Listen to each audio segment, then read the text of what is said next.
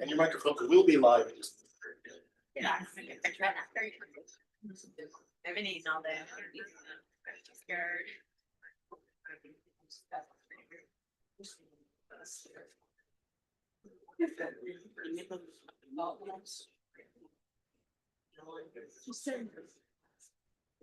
What?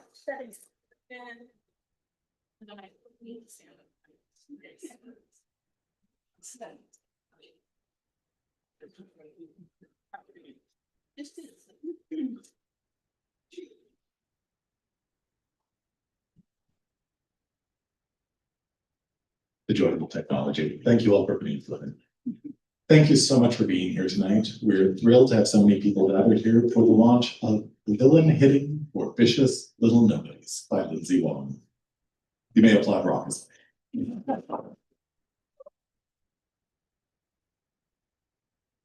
My name is John. I'm the event coordinator at McNally Robinson Booksellers. We have a wonderfully stacked evening for you this evening with 2 guest readers. We also have an exceptional host and a superlative author ahead, so I will not take up too much of your time. But before we begin, I would like to acknowledge that we are, of course, here in Treaty 1 territory. That is the traditional territory of the Anishinaabe, Inuit, Anishinaabe, Dakota, and Dene peoples, the homeland of the Red River Métis. In addition, McNally Robinson Booksellers itself rests on the land once occupied by the Métis community of Roostertown. If you have just arrived and are looking for a seat, there is an aisle right in the middle as well, and some free seats over to the side. Please feel free to wander over and make yourself comfortable. We're so grateful to Penguin Canada for publishing this book and for making this evening a possibility.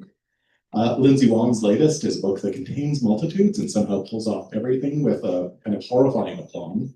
It's hilarious, caustic, it tells a story steeped in horror that also touches on societal critique and generational strife, building on the brilliance that is her previous short story, Tell Me Pleasant Things About Immortality. This book demonstrates that her powers are only growing terrifyingly stronger. You'll hear from Lindsay in a moment, but it's now my great pleasure to introduce your host for this evening. Jenny Heijun Wills is a professor of English at the University of Winnipeg, where she teaches creative writing and critical race studies. She is the author of 2 books of creative nonfiction, Everything and Nothing at All, which was a finalist for the Writers' Trust Weston Nonfiction Prize in 2024, and Older Sister, Not Necessarily Related, which won the award in 2019. Please join me in welcoming her. And then we disappeared. Thank you so much to Penguin Canada, a division of Penguin Random House Canada, Lindsay's team, including Meredith Powell, Adria Owashachuk, Carly Waters, Scott Sellers, and Rory Bruce. Thank you to John Taves for your expert shepherding and what I fear is going to be a non-consensual participation in some of the antics I have planned for tonight. And thank you everyone for joining us this evening. I'll give you the run of show so you know what to expect from tonight. We're going to have some readings from some fabulous writers, local writers here from Winnipeg. Then I'll introduce Lindsay Wong, who will do a reading from her most recent novel. There will be a moderated question section and then a Q&A from me folks in the audience. After that, there will be a giveaway contest situation, as well as Lindsay's trademark lightning round questions that I've co-opted. So it's her own comeuppance. Okay, so in terms of emerging writers or opening readers for tonight, we're first going to hear from J.L. Keyes, who is a queer and disabled writer, editor, and sensitivity reader whose work appears in Periwinkle Pelican, Juice, Rooted in Rhetoric, and is forthcoming in the Disability Gain anthology from Arts Accessibility Network, Manitoba. They are most passionate about stories inherently dark, whether by genre or theme, and the ways that 2S LGBTQIA+ and disability themes can intersect with horror.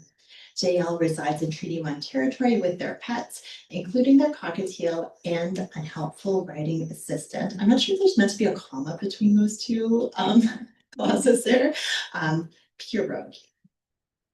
So please join me in welcoming JL.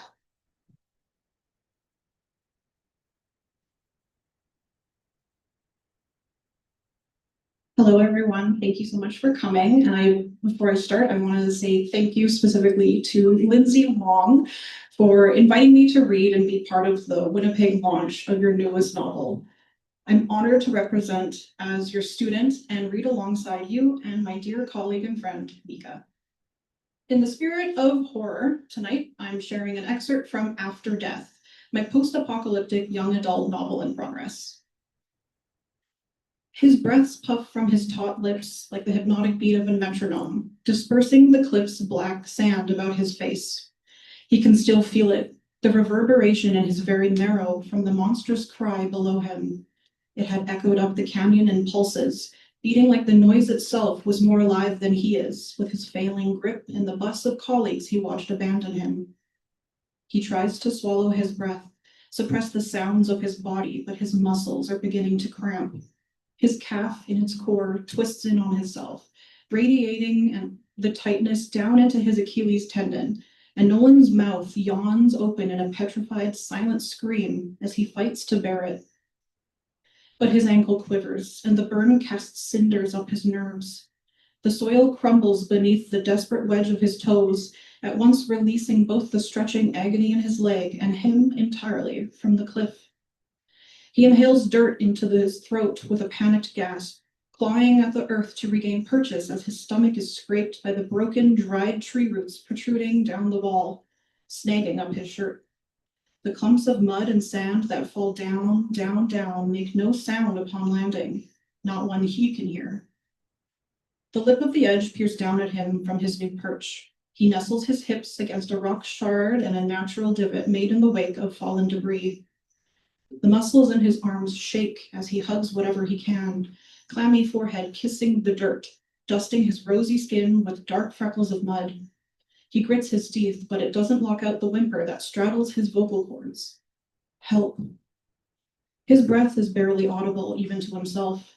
He's afraid to speak much louder, for whatever lurks below already has a clue of where he is, courtesy of the bombs of mud he's dropped. This is it, he laments. Eyes pruned shut. I knew this would happen.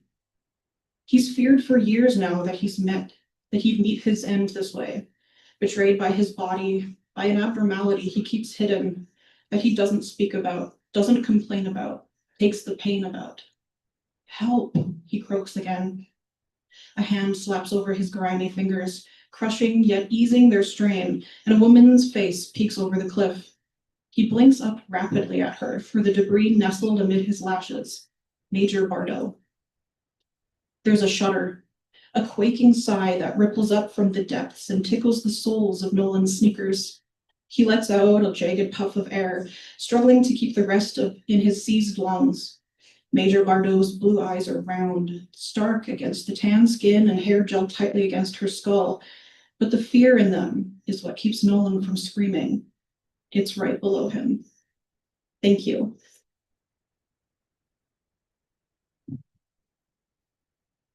Thank you so much. That was gorgeous. Next, we'll hear from Mika Hunter, who is an English major specifying in creative writing in the last semester of her Bachelor of Arts degree at the University of Winnipeg. It's safe to say that her creative process is most successful when it involves a snack and a disturbingly large amount of coffee. Her work has been featured in Juice, the Lake Winnipeg Writers Group Journal, and the Manitoba Youth Drama Festival. Join me in welcoming Mika.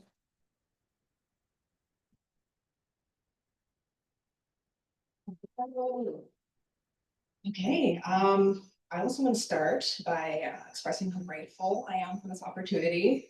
Lindsay has played such a significant role in my journey as a writer, helping me not only expand my skills as a writer, but has also heightened my confidence. Thank you for all your encouragement and every word of feedback over a few years. I've taken it all to heart. And I've also made one of my closest friends currently, Jade, through Lindsay's classes. Okay, so for tonight, I'll be reading a snippet from my dystopian novel I've been working on, currently called The Stick, not sure. Okay. Shadows steadily grew darker, the sky shifting from magenta into a deep indigo. The sky had diminished behind the horizon. Only the top peeked out, blaring a dying orange. Remy could hear nightly bodies begin shifting in the twilight. Voices muttered behind buildings. In the distance, a gunshot. Startled, he quickened his pace, forcing Skylar along with him. The walk wasn't much further. Almost there, Sky, Remy cooed. How are you holding up? Skylar muttered something in reply. Remy halted, taking a moment to cast a sidelong glance at him. His head hung feebly from his neck, and his flushed face had turned waxen in hue. His body grew heavier by the minute. Remy turned his attention downward. The shredded flesh of Skylar's bare foot had collected dirt and debris from being continuously dragged along the road, leaving an uneven trail of bloody mud in its wake. Remy tried not to cry out, keeping his jaw tensed firmly. We can't stop, he insisted, keeping his voice hushed. We have to keep going, just a bit longer, till we're out of 3C's territory. A couple more meters, just past this alley. Can you do that? Sure I can, Skylar mumbled defiantly, words tumbling loosely from his mouth. And to Remy's surprise, he did. Together, they staggered off the road and into the long alleyway that was tucked between two brick buildings. Both were weathered and worn, once painted a matching brownish red, but had since diminished into a disgusting melody of gray and grime and bloodstains. The discolored white graffiti it bore gave a splash of color. It all depicted crude triangles harmoniously grouped in threes. Triple Crown. Their territory ended a few more meters ahead. They only managed to raid the outermost neighborhoods. The heart of the out was owned by someone of much higher power. The only things occupying the alley were the stale stench of human urine and a large green garbage bin that overflowed with black bags. Most of them were cut open, innards strewn about the ground, emanating a rancid odor that couldn't escape the confines of the walls. Beyond the alley was where it would be safer, out of Triple Crown's terrain, just a bit further.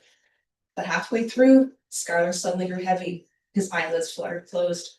The grimace of pain that creased his face softened, and his knees buckled as he briefly lost consciousness.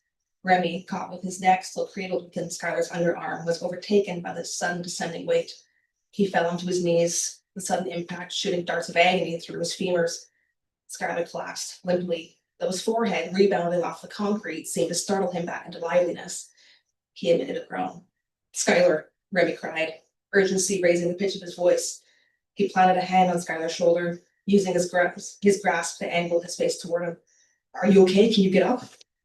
Almost an acknowledgement, he lifted himself onto his elbows, blinking dazedly as blood ran from his forehead and over the curves of his eyelid and cheek, snaking down to the point of his chin. It almost looked black in the shadows. As he noticed it dribble onto the ground below, he wiped his face with his knuckles, safely surprised that they came back wet. Just a second, he mumbled. Remy stood, ignoring the sting of his knees. The sun had become only a faint golden glow upon the darkened skyline. Shadows grew larger. Skylar grew paler, weaker. Time was running out. Thank you. Right. Keep on going to these amazing emerging writers. I think we'll hear more from very, very soon. It is my great pleasure to introduce Lindsay Wong, who is a critically acclaimed, multi-award-winning and best-selling author across genres, whose works include Canada Reads finalist The Lulu, which is a memoir, the YA satire My Summer of Love and Misfortune, a collection of immigrant horror stories, Tell Me Pleasant Things About Immortality, and now the novel we're here to celebrate tonight, Villain Hitting for Vicious Little Nobodies. Accolades include the Hubert Evans Nonfiction Prize, being finalist for the Weston Writers Trust Prize in Nonfiction, and more. She earned her MFA from Columbia University before moving to Winnipeg as creative writing lecturer at UBC. She joined the faculty in the Department of English in 2022, where she is Associate Professor of Creative Writing. Please join me in welcoming the star of this show, Lindsay.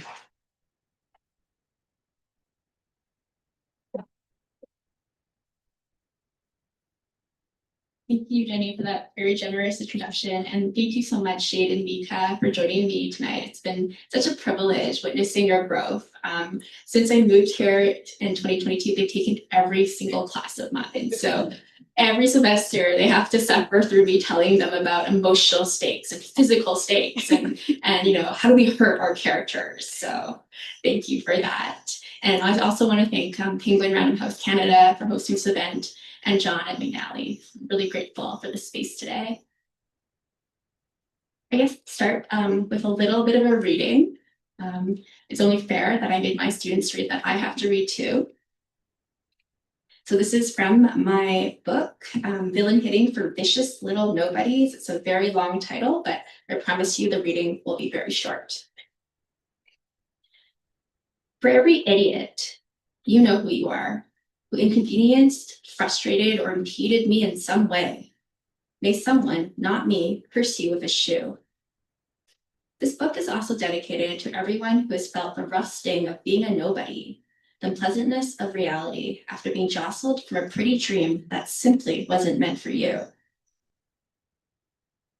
I have a lot of fun with the dedication. Part 1, brain emotion. So-and-so, beloved son, I hereby inform you, you died at a young age and thus did not realize the great principle of marriage. You sleep alone in the dark world and lack the intimacy of man and woman. Just as living people long for companionship, the dead fear loneliness as well. Unexpectedly, so-and-so's family had a daughter who just passed away like an autumn leaf. We set a betrothal for you so your souls might meet. We selected a auspicious day for the rite of your union. We also set an offering next to your shrine tablet, furnished with all kinds of food. Please send your spirit down to the banquet and eat the meal. Guide to Afterlife Marriage Proposal Letter. Lucinda, Gusao Province, southwestern China, present day. Exactly 26 hours after we signed the contract, we practiced dying together. In caskets the color of wholesome baby teeth. Never mind their affordable luxury ones with barely acceptable breathing holes inside them. There's a silk pillow that makes our heads appear bulbous. A lovely purple sedative dissolved under the tongue is recommended for our first time. I suppose it is not without kindness that they take our elbows and wrists and lead us with exaggerated solemnity, arranged for us in alphabetical order. Here lie our ordinary-sized 84 times 28 times 23 coffins, row by row, waiting for us former nobodies to stretch supine in them, eyes open or closed. Off we glide, dead-eyed mouth breathers, and poorly postured deadbeats of our generation, escorted to our signed coffins in a damp concrete theater. I mean, it is not without kindness that they treat us like prize goats in petting zoos, to be coaxed, fed, and groomed into immaculate corpse spouses. Let us help you, the matchmaker's coo, patting our shoulders and forearms stifled with small goose pimples, whether from cold or deathly anticipation. Softly, they usher us each to the coffin for headshot placed on the lid, and give us a moment to revel or mourn our life choices. Before opening the casket, ta-da, before helping us step in, look, our guides hand us a staining bouquet of half-wilted flowers, most likely plucked by a peasant with calloused fingers from some mountainside in China. Welcome, welcome to your new abode, they murmur. Congratulations on accepting the afterlife, dead dears. Since we have broken, squashed by economies without status or money, hope-fed and guided by stories of everyone else's successes, to be told that we have a second chance feels sweetly glittering, if bitterly overwhelming. I suppose it's actually pragmatic, not kind, that our guides demonstrate the proper method of solo coffin dwelling before permanent partnering. They introduce themselves as uncles and aunties of love death, ask us if we're comfortable, and offer us a light but nutritious snack before coffin practice begins. They tell us that we should be serious, sad, unsmiling, shoulders back, because we are sleeping beauties, proper corpse spouses. Maybe it's classist, elitist though, for them to assume we don't know the solemn rituals of dying. It's condescending of them to think we have not experienced at least a semblance of loss, a little bonbon of tragedy. that we don't understand what it is we have signed up for. Don't be afraid, they murmur to us, staring lovingly at our person-sized boxes, arranging our bodies like well-meaning massage therapists. Head more to middle, arm position 35 degrees, prevent cramping, relax face, and smile, please. They want us to take a photo to commemorate this moment, so out of obligation, we say, okay, yeah, and shut our eyes. But then they, not without kindness, slam the lids and lock us in. For your safekeeping, the matchmakers murmur in tender voices. We cry out with shock. Some of us yell from instinct. It is a solemn, unfunny thing to lie unburied in the semi-darkness in a locked box for employment purposes. But what did we expect? In our previous world, goodwill and help accompanied sinister betrayals. Shush, the matchmakers say, as if astonished when we bang on the insides of our boxes and shout obscenities that would make us regretful even under normal circumstances. We whisper shout. Dead wives and dead husbands do not make complaining noises. Thank you. We're going for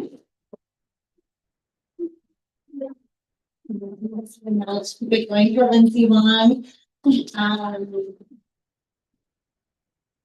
This is a book that is about individuals who find themselves in the circumstances to have to sell their lives, essentially. Their bodies. That's right. Into being a corpse spouse. So someone who is betrothed to an already deceased individual, so that in the afterlife, they're not alone. Yes. Okay. It's arranged death marriage. Yes, Yeah. a combination of so many lovely elements. So I have a few questions, but I'm eager to hear from you folks. So if at any point these questions become tedious, we'll turn over to the audience, I think. We have a game for them. So There's also they may be afraid. should be afraid. As we heard in the reading, this novel follows a pattern of macabre humor blended with poignant reflection. There's a kind of irony behind Lucinda's tender earnestness. What is your approach to writing confused and confusing characters, especially deceitful ones, that still somehow appeal to a reader? That's a really good question. I think I write a lot from a place of conflict. I'm always thinking about, as you mentioned once in, I think you wrote a keynote about writing from the brain and the heart, right? And then there's also something where I write about from the gut, right? That element of longing. So the brain is supposed to be logical, and then the heart is supposed to be emotional, and then the gut, it's like my parasitic, longing for hunger. And so I think when I'm writing characters like Lucinda, she's confused, but she also doesn't really know what she wants. And I think the smart reader can kind of understand that it's that really deliberate choice of, if I do X, Y, Z, if I sell myself as a corpse spouse, then the consequences will be terrible, but everyone else might live, right? And I think there's always that sense of having like a moral compass and not knowing how to get there, right? So the characters want something, right? And you always know that I'm always like, should I do X, Y, Z? I'm always like a multiple choice, and I think that's what's really interesting about fiction, especially speculative fiction. Well, okay, so you gesture to this, Lucinda is sort of cornered into this situation of selling herself into corpse bridedom. And it's because in this novel, she has this terrible secret. We get these flashbacks. And the secret is something for which she is in the process of paying the ultimate price. So she's indebted. From what I remember, because I've seen various versions. Thank you so much for reading. The secret has morphed and transformed over different drafts of this text. So I'm curious then, especially for those of us who are, thinking about writing long form fiction, What is your writing process and how tightly do you hold on to certain elements? And when do you know when it's time to let go of themes, characters, or even aspects of plot? Yeah, I think my writing process, I complain a lot. And I think that's probably why our group chat is muted, because it's my fault. I think I sent over 60 different texts complaining about the book and asking what should I do with these characters. I'm obviously really conflicted. And so there's the complaining. The second thing is the Cadbury mini eggs. You remember I kept buying these large bags and you told me not to eat them. And I ate them, and now I cannot eat a Cadbury mini egg for the rest of my life because they're terrible. I think I ate my weight out of Cadbury mini eggs. So there was like the complaining, the eating, and then the actual writing. For me, it was really about sort of piecing together the sections and just thinking about, where are the different element threads? There's different characters. There's Lucinda, her grandmother. I won't read it for you, but there's a ghost or a dead zombie who's also talking, right? And so there's, that weaving of the points of views, right? Kind of just hearing their voices. And then to answer your other question about like, how do we, when do we reveal that narrative? I'm always thinking about, the themes and where do they converge best and what's going to be most explosive or poignant for the reader. So where does it converge, right? So you have to sort of thread it throughout the whole novel. Of course, I did not write this chronologically. I have a very brilliant editor. I'm just giving her all these sections. I was writing from like 12 to 5 a.m., eating my mini eggs, complaining on the group, text. I mean, I think you were all sleeping by the time I was doing this. And then she would magically tell me like, oh, let's put this one here. Let's add another voice here. And so writers are nothing without their editors, I think. But just thinking about, long form fiction for anyone who wants to do it, you need caffeine, and you think Mika has it right. You need your snacks, you need your group chat, and just being willing to think about, where are all the most horrible or tumultuous places that a character can go, right? And then I think it's also about, there's this sort of fearlessness in that, an obsession. Right. It's that I have to sit down and get it done. I eat my mini eggs. Mm-hmm. No. More mini eggs. I know. I have to find a new snack. Your work has been described as too genre to be literary and too literary to be genre, but I personally think it's a delicious blend. You have to say that. You're my friend. That's not true.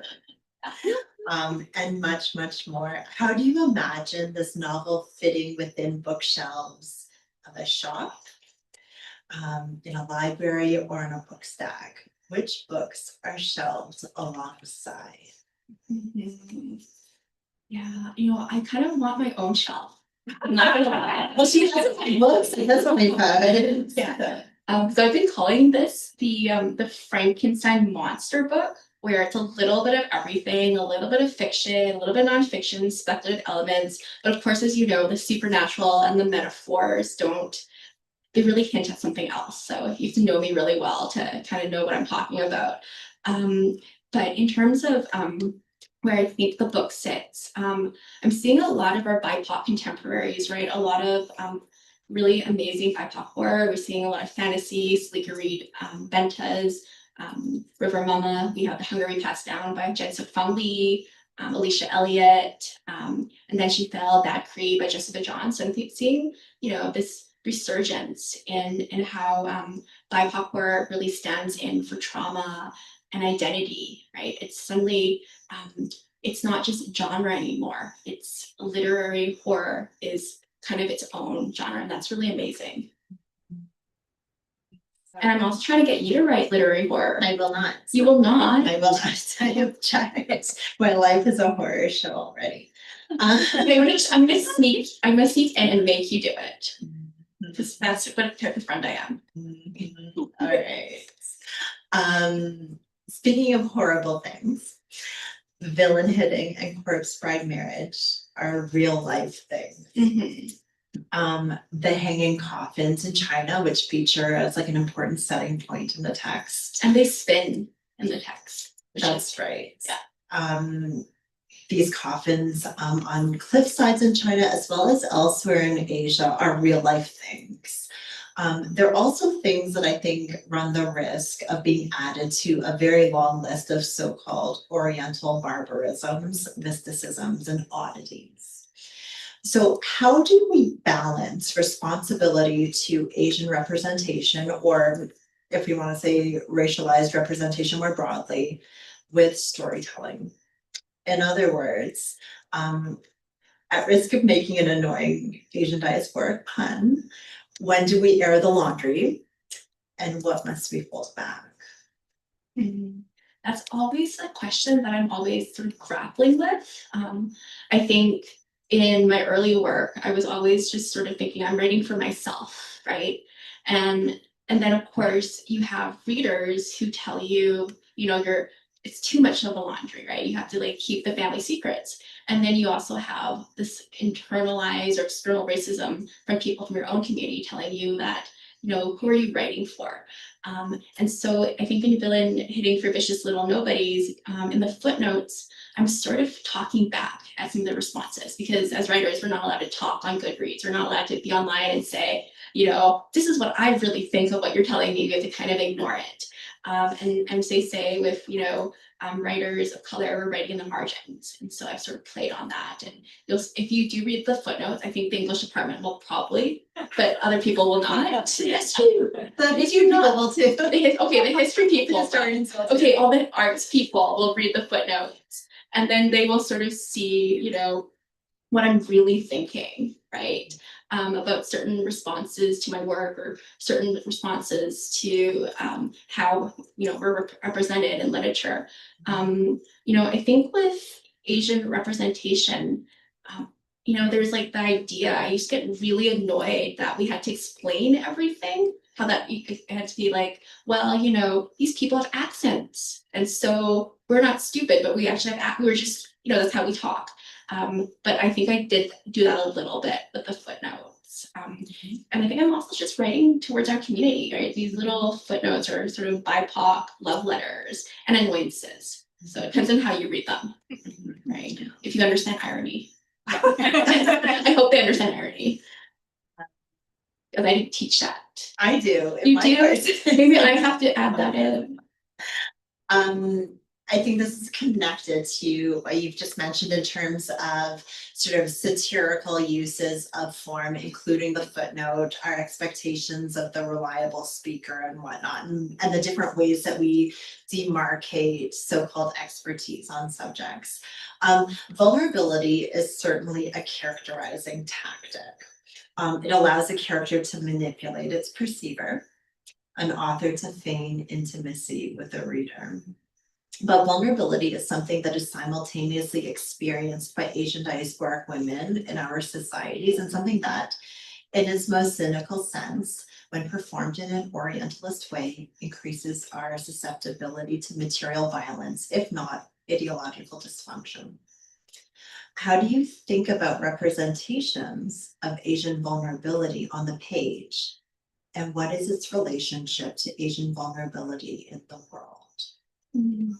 Yeah, that's a tough question, because I feel like it's a double expectation for Asian women. You're expected to be vulnerable because it's your superpower. That's what I've had readers tell me. They love it when you're vulnerable.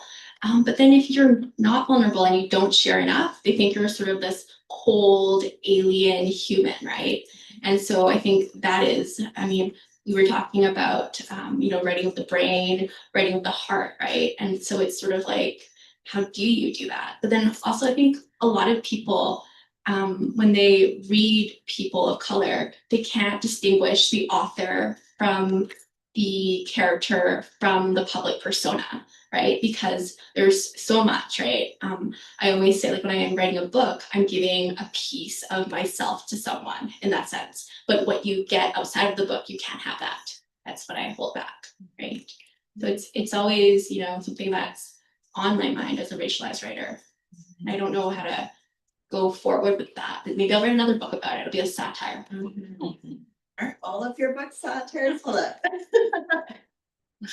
Yeah, if people notice. Okay. I mean, the English professors notice, but other people don't. They think I'm really serious. Right. Yeah, which is kind of funny. It's a trick.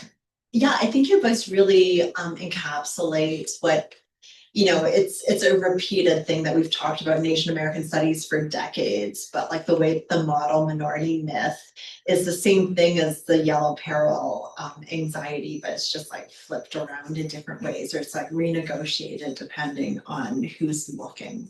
Yeah, mine was a parasite or a haunting usually. That's what the yellow peril is. Yes, indeed. Very apropos metaphors.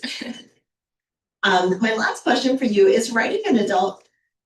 Am I the only person that hears that? Okay, no. Like, and the whole thing, like the whole, okay. No, I thought that was just like in my head. Okay, Like, I was just having a moment. Yeah. Okay. Writing an adult-oriented novel has unique challenges, but also opportunities, I think. Perhaps unafforded by short-form fiction, youth-directed fiction, and of course, nonfiction. What new skills did you develop in crafting this book? That's like an interesting question. Well, I learned that I could eat a lot of mini eggs. Okay. Not sponsored, yes. Yeah, my snacking is out of control.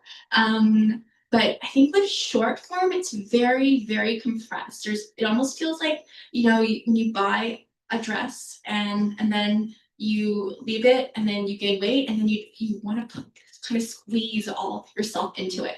It's like that feels like a short story. Whereas a novel, especially long form, it's like wearing sweatpants.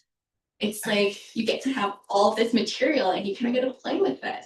And so for me, that was sort of the freeing response to doing this. Whereas a short story collection, I felt very confined, right?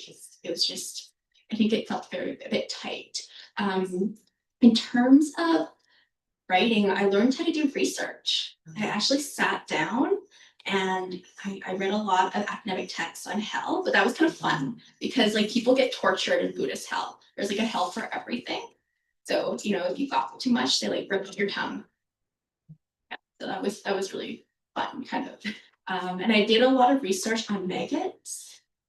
So that was interesting. I got to like watch them on YouTube crawl around, which just sounds disgusting, right? That's what I do. I don't want to know your algorithm. You don't want to look.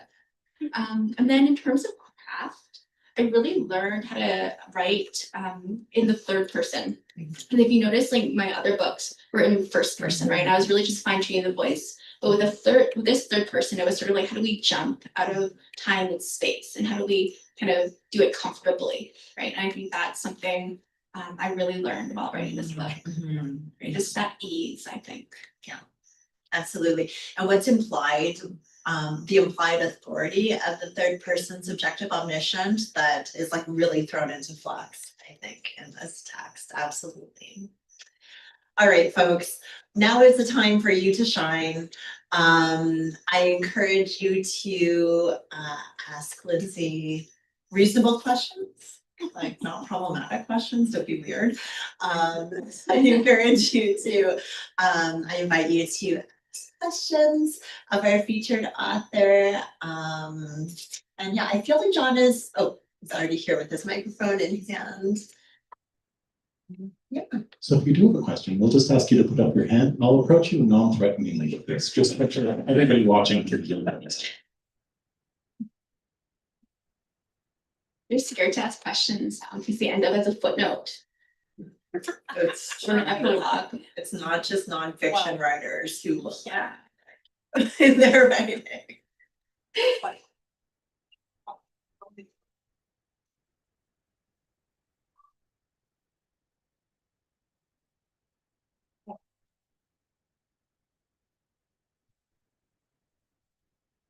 Okay, it's going to be a really easy question. Can you tell us the story about what brought you to this topic? Maybe there's not a story per se, but based on these being real life kind of things that are happening, I'm just curious about what it was that like really hooked you to be like, this is my next project. So growing up, I was always told that if you didn't get married, you'd end up in a box. if a dead body, right? And that, I think, I kind of laughed it off. And then when I went to Hong Kong in 2023, my mother said, this is going to happen to you, right? Don't you dare go. And then I really just thought about, with my luck, I'm going to wake up next to someone. I'm not going to die, right? I'm going to wake up next to someone and this person is going to talk to me. And I'm going to spend all eternity in the box, right? That's how my mind goes. And so that's sort of where the idea took place. And then recently, my parents were like, well, do you want to be buried with us? We're shopping for, burial plots. And I said, well, I really don't want to be buried with you forever, for all eternity. We need space, right? I want to be buried, like somewhere else, like at least across from you, So that's sort of where I worry. And then Lucinda Lowe, she's a failed MFA student. And I remember when I was writing the woo-woo, I was living in East Vancouver with these 6 roommates. And there was this theater director in her 50s, and she said to me, like, aren't we successful? And I didn't say anything because, we all had these mattresses on the floor. And so I think a lot of this, this book is my anxiety about capitalism, thinking about like who can afford to write, right? I mean, we have like our lives in Winnipeg, which is so different than Vancouver. That answers your question. Thank you.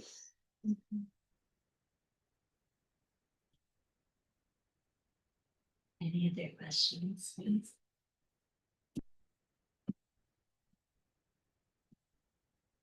I'm wondering if there was anything that you came across in your research that you weren't able to include. No, that's an interesting question. I was able to actually squeeze in all the research. So you can see that's why it's like a 400-page novel. I was like, I have to put everything in here, including, the Battle of Hong Kong. And I think for me, I think the research in terms of corpse marriage and how it was sort of arranged and the Tang Dynasty was really important, and that I was able to put it all in. What had to be taken out was all the scenes of the coffins. I would spend like 20, 30 pages. I was getting really excited describing the coffins, the caves. And then my editor was like, well, what happens next? You're just sitting here kind of describing everything, right? And you have to think about the reader. So sometimes I tend to get a little lost in the world building. So that's the fun part, the gory. Yes, I have a very morbid imagination. I know that. Can attest. Our group chat can attest. We have to cancel the group chat or delete it in case we ever get in trouble.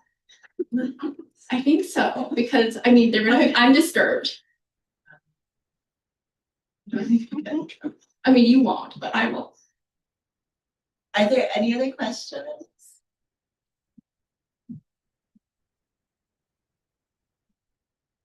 Well, I'm hearing about your morbid way of thinking, right? Which is interesting for a horror writer. But you've worked through so many different genres, memoirs, YA, and now horror. And knowing you a little bit as a colleague and a friend, I know that's it seems like where naturally your mind goes, right? If I may say so. So do you see yourself continuing in that genre for the future project? Or is that something that, do you identify yourself as a horror writer? I think for at least the next one is the Winnipeg horror.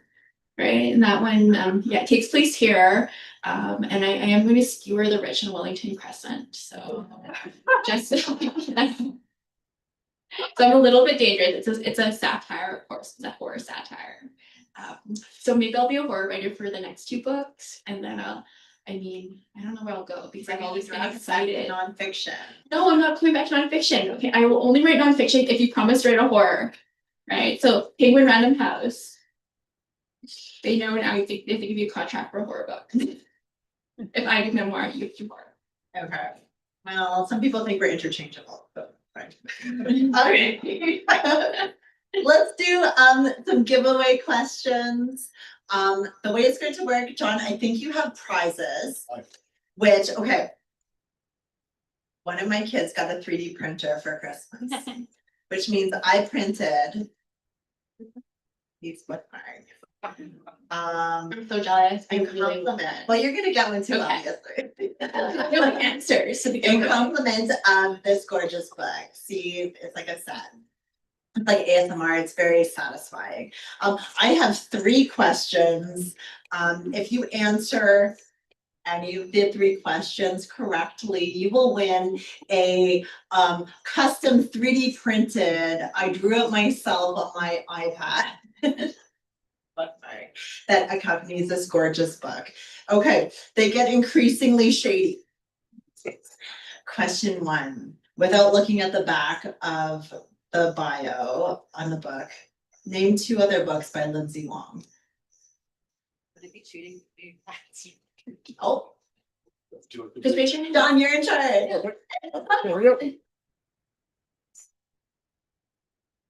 And so many pleasant things about immortality.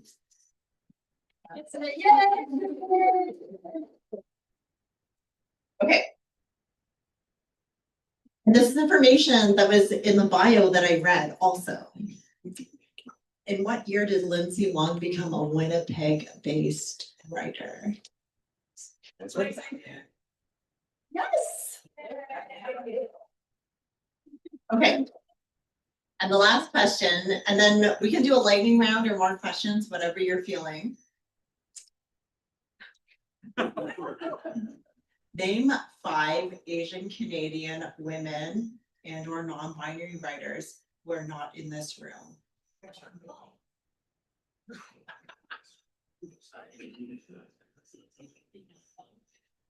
do not know.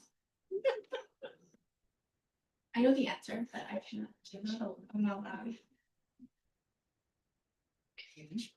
Name 5 Asian Canadian writers of any genders. We're not in this room. Bruno should know this.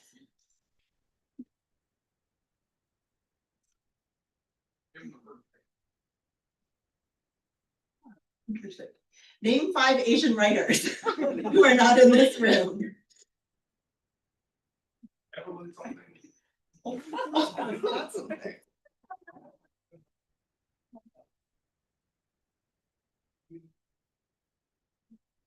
Interesting. Name 5 writers of color. Period. We're not in this room. I feel like I'm in class all of a sudden. The English department doesn't know. Do you have another backup question?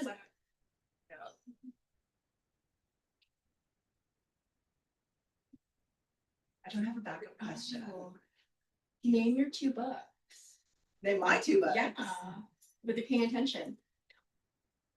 The titles are too long. That's why it's fun. Okay, name a writer of color. Yes, Robin Maynard, Winnipeg, face writer. Okay. I fired immensely. Are there any other questions for our featured writer? And if not, would you like to hear our lightning round of questions, which basically is a list of 10 questions our author is not meant to think profoundly about the answer ahead of time? Are you up for it? Okay, I'm up for it. So I've been torturing all these other writers That's that I good. invite. Like So now it's Nancy's my the one turn. who invented I this, know. so really, I'm okay, getting paid back. okay. So there are 10 questions that are book related that are not meant to be mindful. What's the best line from a book, story, poem, movie, or TV show? You know what? I can't even remember my own work. So this is hard. But all I can think of is the woman warrior when the character, the mother says, you know, you must not tell anyone this secret. Mhm. I think I'm paraphrasing. I Yeah, don't know that's the exactly. auntie. Yes. The opening. Okay. Yeah. 2, book cover color that always catches your eye. Ooh, purple with sparkles. Purple for me too. Why don't I have a purple book? I always think that my books are gonna be purple, but like, fun fact, we don't get a choice over book covers, so like, Yeah, I always get like the color that I least expect. I think we're purple writers. Yeah. Okay, question 3, public lending rights, which is like the check that we get for libraries stocking our books, and or royalty checks. Spend or save? Spend. Remember I bought furniture and I tried to put it together on YouTube Oh, and I was so proud of it. And then you all sat on it and it did not work. yes, it did not work. Yeah. Okay, It fell apart. 4, I think we know the answer to this, but best snack to pair with this novel. Ooh, yeah, they have the mini eggs or not just like gummies, like those gummy worms. I think they're like the closest thing to nuggets. Yeah, worms, I think, gummy worms. 5, what's your favorite word Mm, in any language? I think I like the word maggoty now. I think it's funny. Maggoty? Yeah, I think it's really funny to describe someone as Is that an maggoty. adjective? Okay, all right. Like she's a maggoty auntie or something. Question 6, which word do you always have to spell check? Everything. I can't spell anymore. That's okay. Orthography and grammar are colonial constructs. Yes, I need editors to help us. Right. Question 7, what is the maximum page length when purchasing a book? 330 pages. It has to have some heft to it, but I make an exception for you because Maximum, I said. not maximum. Maximum. Oh, anything. It's just like I like heavy books. It's just like, you know, you're gonna fill the space I'm and you can reading like, some books right now that I physically cannot lift up. I love those. They're fun. I want to write like a phone book, you know, and you can throw it at people and like put your coaster. You know. It's true. You can level the table with it. Question 8, edits on hard copy or track changes. Oh, track changes. I can't see anymore. I think like do you notice like the font is so small in this book? I know. It's like I mean, look how big the ridiculous. font is that I printed this on because I wasn't sure if I was going to be too Yeah. self-conscious to where I. It's like size 9, size Wow. 8. Like I It's can't because you read write it. long books. I don't know. I just have the arc. Question 9, book trend that's an absolute no for you. I don't have any book trends that I don't like because I'll read everything, but I think I really don't like those like the really the immigrant narrative trope where everyone's sort of like coming to Canada and they kind of secede. I think that really bothers me. Yeah. There has to be despair, right? And failure. All right. Question 10, kiss, marry, kill. 3 fictional characters. Oh, okay. I think I'll kiss Clifford because he's really cute. The dog? The dog. Right, that's safe, I think, right? I'm not. He's there. No, he's not. Is he? Yeah, he's Yeah, that's safe. I thought he was just like. He's like big, Master that's his Bob. thing. Like a house. It's like Peppa Pig. It's like Okay. disproportionately. Okay, so I'm gonna marry Eeyore and then move to Grand Turk where all the wild donkeys are and have my sanctuary of donkeys. I'm gonna like quit school. I know you're on a donkey kick right Yeah, now. I am. You And know, then kill. but I don't want to kill anyone because I don't own the IP and I don't get in trouble. But I will kill all my characters and then reanimate them as zombies. So then they can come back in the sequel. Okay. Right? And So basically what happens in this book, go buy your copy. yes, everyone's gonna come back. They're never gonna die. Yeah. As a moth or something or a zombie. Yes. Alright. Or a worm. Like, can you imagine being I like cannot mind reincarnated as a worm? You know, that's my phobia. What if you came back as one, not like a cockroach, but a worm? And that could be your horror novel. It could be a memoir. All right, everybody, please join me in thanking Lindsay Wong for this fabulous video. Not just one copy, buy multiple copies. It's a paperback. It's affordable. It's gorgeous. It matches everything. It's perfect for Valentine's Day. By marriage, right, folks? Yeah. You get to wake up in a box next to a stranger. It's very romantic. Just like real life. Please buy a copy of this book. Thank you so much, McNally, for hosting us. Thank you, Penguin Canada. Thank you so much.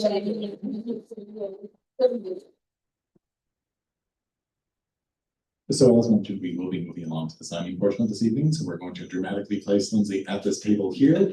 There's going to be a moment of chaos while everybody lines up in exactly this direction. Please do feel free to get a book signed before you pay for it. Please pay for the book. We really appreciate it. We have copies of Lindsay's other work here as well too, so please do avail yourself of those. We also have boxes of Bill and Hetty in the back. So again, as per Jenny, please just pick up a stack and have them all signed. Visit our cash desk afterward. We'll see you all back here in a year when we launch Jenny's literary horror novel. Thank you in this place. Otherwise, thanks to Penguin Canada. Thank you to our inimitable host, Jenny Heijun Wills, for what you know all. And of course, the incomparable Lindsay Wong. Everything I ever